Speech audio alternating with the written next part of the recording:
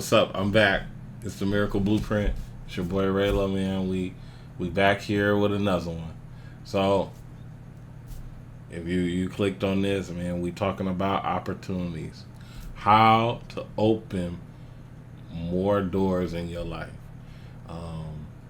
Man, I think about my life, and I think about everything that I've kind of been through, because I've done a lot in life. And I can tell you that I've walked through a couple doors. I've kept myself from walking through a couple doors, but I've walked through a lot of doors in life.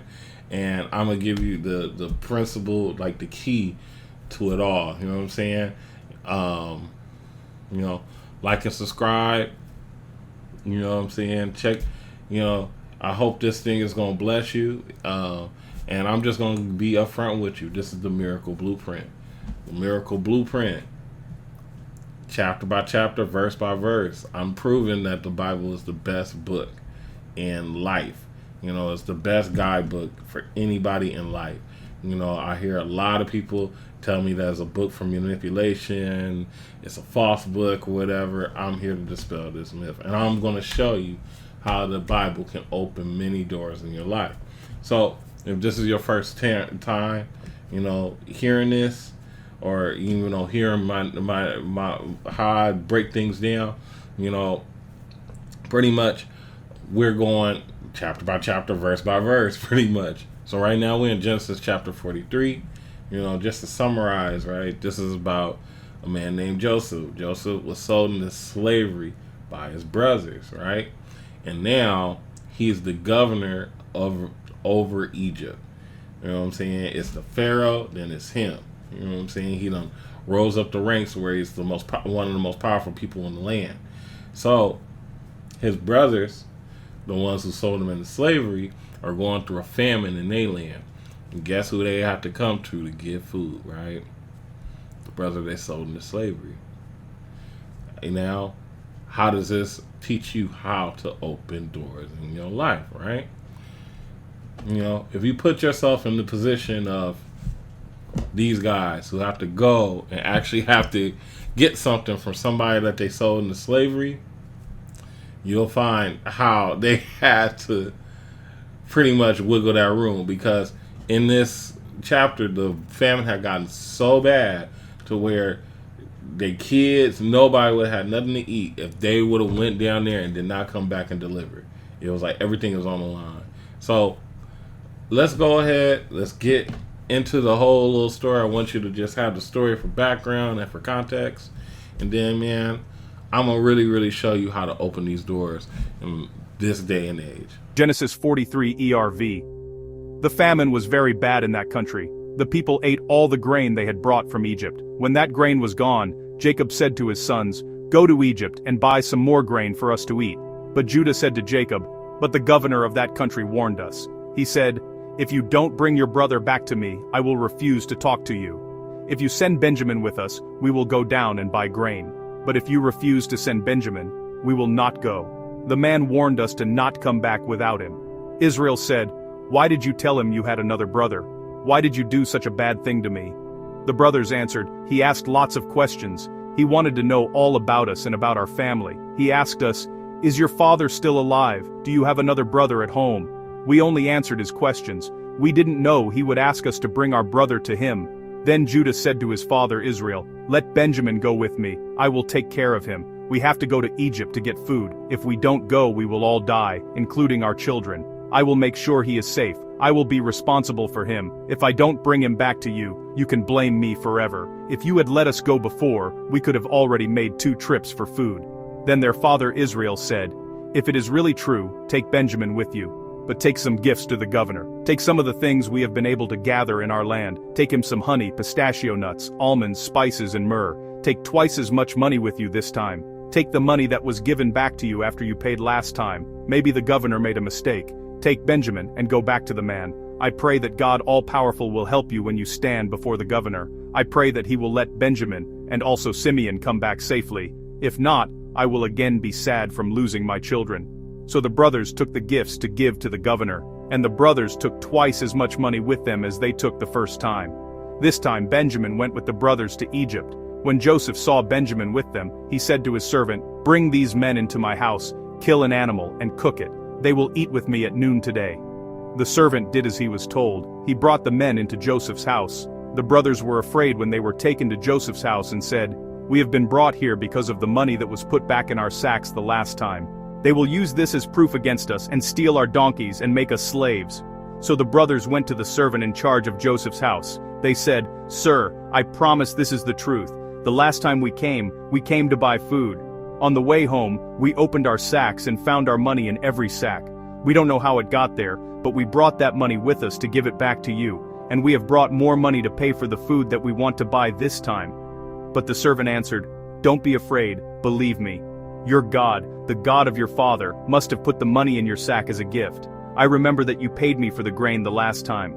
Then the servant brought Simeon out of the prison. The servant led the men into Joseph's house. He gave them water, and they washed their feet. Then he fed their donkeys. The brothers heard that they were going to eat with Joseph, so they worked until noon preparing their gifts for him. When Joseph came home, the brothers gave him the gifts they had brought with them. Then they bowed down to the ground in front of him. Joseph asked them how they were doing. Then he said, "How is your elderly father you told me about? Is he still alive?" The brothers answered, "Yes, sir, our father is still alive." And they again bowed before Joseph. Then Joseph saw his brother Benjamin. Benjamin and Joseph had the same mother. Joseph said, "Is this your youngest brother that you told me about?" Then Joseph said to Benjamin, "God bless you, my son." Joseph felt a strong desire to show his brother Benjamin that he loved him. He was about to cry and didn't want his brothers to see him, so he ran into his private room and cried there. Then Joseph washed his face and came out. He regained control of himself and said, "Now it is time to eat." The servant seated Joseph at a table by himself. His brothers were at another table by themselves, and the Egyptians were at a table by themselves. The Egyptians believed that it was wrong for them to eat with Hebrews. Joseph's brothers were seated at a table facing him. The brothers were looking at each other because, to their surprise, they had been seated in order, from the oldest to the youngest. Servants were taking food from Joseph's table and bringing it to them. But the servants gave Benjamin 5 times more than the others. The brothers continued to eat and drink with Joseph until they were drunk. Genesis 43 ERV. All right, man. I hope you enjoyed the little story. You know what I'm saying? Like I said, giving context. Remember, chapter by chapter, verse by verse, I'm going through the Bible. This is the chapter on how to open up doors in your life, right? So, if you just read this chapter, right, one of the things that you've seen, you know what I'm saying, with the context I'm giving you is that, hey, they sold their brother into slavery, and now he running the country. And they have to come back to the brother they sold into slavery to get food for the whole family. And if they did not get this food, it was going to starve, right? So what do, right? And I'm just going to go ahead and I'm going to tell you the key to opening doors and getting more opportunities in your life. It is being kind to everybody. Just being kind. You already saw the first thing that they did is you have to be kind. Like, it's not just being kind, but even just giving people their respect. You know what I'm saying? In all aspects, giving people their respect. You know what I'm saying? Giving people respect, honor, and being kind to them, whatever. Treat people how you want to be treated. Even if they're not treating you how do you want to be treated. Always treat people how you want to be treated, right? So, just sticking with the chapter, right? You saw as soon as they got there, boom, they bound their heads. They coming up. You know, the chapter before talked about how they went back to the house and they had all their money that they had brought to buy food. It was all in their sacks, right? You know, pretty much what happened is their brother Joseph, he knows that these are his brothers. They just don't recognize him. They would have never expected the brother they sold into slavery, the one that they thought was dead, the one they haven't seen in years, be up there. You know what I'm saying? And, you know, it's a language barrier. Joseph didn't have the same name that he had when he was with his brothers. So he has a different name. That's why they don't know who this guy is. He sends them back with some money, you know what I'm saying? And they thinking like, oh man, they're going to think we stole this money. Being like, hey, treating people with respect. Hey, I found this money. A lot of people would have never did that. Coming back, hey, we found this money in the sack. We came to buy the money. Buy with this money. We don't know why it's in our sacks, but we need more brain. The people already know, like, man, it's all right. Don't even worry about it. Don't even trip. I'm saying, coming to people with kindness. Boom. As soon as they get in front of their brother, they bowing down. They answering the questions. You know what I'm saying? I'm not telling you to bow down to people. We in a different day and age. But it's just a show of respect. You know what I'm saying? In this day and age, people lack respect for others. Lack total respect for others. I even just think about, I don't know who may be watching this, right? But I know in my culture, right, people who look just like me, we treat each other with so much disrespect. It's crazy. You know what I'm saying? We use disrespectful words as terms of endearment. You know what I'm saying? It is the craziest thing ever. You know what I'm saying? And a lot of times people wonder why, you know, people who look like me are kind of oppressed and looked down. Just even look at just how you treat each other. Treat more people with respect. Treat people the way you want to be treated, and you will move forward in life way further than you expected. If you know it's disrespectful, don't say it. One of the key things that I always talk about when, you know, trying to be more mindful in what you say and get more of a positive results, you have to learn how to stop cursing. I'm gonna repeat that. Learn how to stop cursing. Stop saying disrespectful words. That is one of the key steps to opening up more doors in your life. Learn how to stop cursing. Because at the end of the day, you're not going to curse, you know what I'm saying, your work environment, right? But if you start adding that to every environment in your life, you never know how far you will go. Stop cursing. Start treating people with more respect. Just because it's a term endearment, you feel like it is, when you really look at it on paper, it's not a term of endearment. I don't even know why that just came off the top of my head. It's just how it's flowing. Treat more people with respect. Treat more people with respect. I can just tell you, you know, based on my life, one of the funniest instances I've had where I can just tell you, I treat everybody very, very, very kind. I actually hate that the fact that I've been very, very rude to people in my life. I always like pray and repent for that, because I hate it that some people remember me as the jerk or, you know, the bully or whatever. You know what I'm saying? Anybody watching that diseases, I apologize, because I'm telling you now, in my older age, I am nice to everybody. My last job, all they knew me for was being very, very nice to people. I'm going to be honest with you. Today, I've just almost doubled my income and helped my business move forward, because one of the clients that I have, I am so nice to their family. I am so nice to everybody around, to where they wrote me recommendations and everything to the parent company that I work with. It's just all about being nice.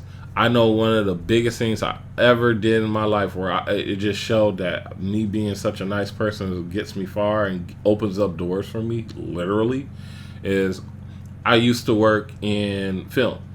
And I worked as a casting director on one film, right? So I work as a casting director. Boom, boom, boom. I got everybody for roles or whatever. I remember I had to get the lead role, right? You know, it was somebody that the director had brought in. But, you know, like, it's all about respect. When I think about like Hollywood and how it's portrayed, especially in film, it's not portrayed as the most like respectful place. You know what I'm saying? You hear about a-hole agents and all that type of riffraff, right? You know what I'm saying? Even in a casting spot where you're trying to find people for roles, it can get very, very disrespectful. Not with me. I was very, very respectful for everybody that I came across. Even if they were terrible. Hey, you know what I'm saying? Hey, I thank you just for coming in trying to do this role. You know? I remember for the main character, just nice to him. I was memorable to him. And yeah, boom, cast him for a lead role. I think this is like, it's a lead role for a film. You know what I'm saying? The film actually won some awards. You know what I'm saying? Not no, I ain't gonna say I won an Oscar, but it won awards. So fast forward a couple years later, right? I'm going to a comedy club out with my friends. You know what I'm saying? We chilling and everything like that. I get to the door of the comedy club. They're like IDing everybody. I look for my ID. I ain't got it. Just out the blue, I'm like, man, I drove here. I ain't got my ID. Tripping, right? I'm with a whole group of people. They letting everybody in, but they keep me at the door because I don't have no ID. I couldn't believe what was happening, right? Guess who was the owner of the club? That same guy that I casted for the movie. I mean, I know I'm a kind of memorable person. You know what I'm saying? I don't look like a lot of people. But, I'm kind of memorable. And, of course, I cast him for a movie where he was the lead in the movie. You might remember me. Man, I remember I seen this dude. I was like, hey, what's up? He was like, oh, man, what's going on? I was like, man, you own this place? He was like, yeah. I was like, look, man, they pressing me about this ID. I cannot get in. Remember, I'm with my girl. I'm with everybody, man. Like, it was cracking that day. I'm like, man, what? Man, I own this place. Let them in. And let me in, bro. And I always look back to that day where I'm like, I can't believe just me being who I am got me that far. You know what I'm saying? Like, and it literally opened the door for myself in life. And I want you to open doors in your life. And that's why I gave you the tip. Treat people with respect. And the key thing with treating people with respect, stop cursing. Because at the end of the day, you can just be having a casual conversation with somebody. That curse word will make things just go left for no apparent reason. You know what I'm saying? Or that term of endearment that you use for somebody, it can turn things left for no reason. You know what I'm saying? And like, you don't realize that a lot of these words carry negative undertones under it. Like, it just carries negative energy. You know what I'm saying? Treat people with respect. Treat people with kindness. And the more people you treat with kindness, the more people that will treat you with kindness. And eventually that kindness will open doors for you. Like how I just said that it opened doors for me. Man, this is the Miracle Blueprint. Once again, this is attached to a free program that I have on my website. I want you to see a change in your life. I promise you. You stop cursing for me for 40 days, you're going to have a change in your life. I promise you. I promise you. I'm not charging you no money for this program, but I promise you, you'll have a change in your life. You know what I'm saying? And if you do a couple other things, you'll have a complete change in your life. Go to the miracle.life.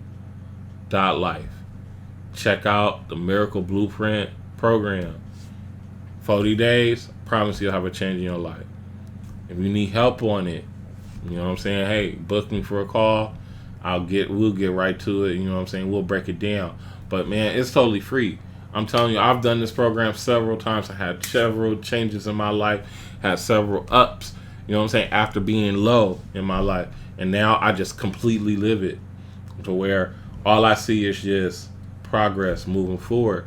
You know what I'm saying? All I see is doors opening because I'm telling you, like I just said, I doubled my income today by being nice to people.